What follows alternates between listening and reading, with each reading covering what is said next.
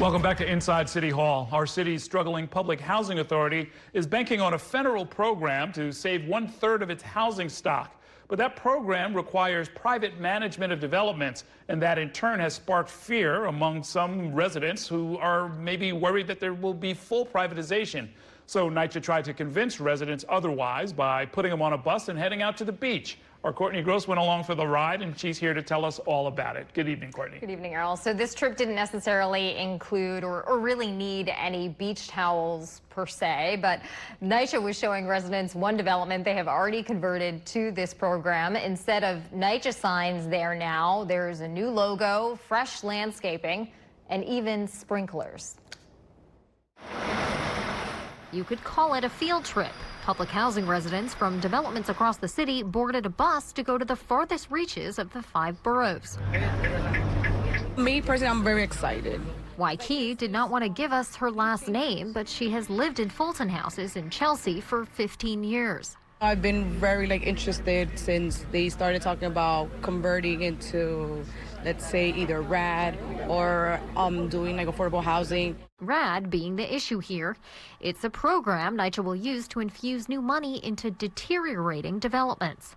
1/3 of its property will get turned over to the program, leasing buildings to private nonprofit developers who promise to fix and renovate them. No revolution! It's controversial to say the least. On Thursday, residents at developments slated for conversion had a chance to see what one development in the program is really like. They headed east. I almost didn't come today because I felt like it was a waste of time. Melanie Ocello is among the skeptics. She's lived at this NYCHA building in Kips Bay for 10 years. In June, the city announced it would soon be managed by a private developer. Where are the residents going to be when these rehabs take place? We have handicap, we have people with asthma. NYCHA's never looked out for us before with lead and asbestos, and sometimes I still wake up and there's no hot water. An hour or so later, these residents end up in the Rockaways. We're going to break up into different groups, but we're going to show you some of the new amenities that were installed here. There's a dog park, new playground. It's a NYCHA development now managed by a private nonprofit. It's called Ocean Bay.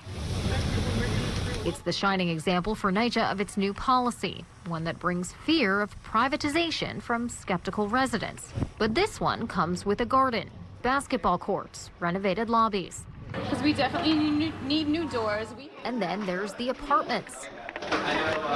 They were all renovated. The kitchen, the bathroom. They want to know if the rat holes behind the radiators were They were all sealed up. It was a hard sell from NYCHA and its private partners, one that received a positive review from NYCHA from Fulton Houses. It was beautiful. Like I said before, I love the floor, new appliances, that's a plus, that's good. But in the end, it didn't sway Ocello. She's still skeptical.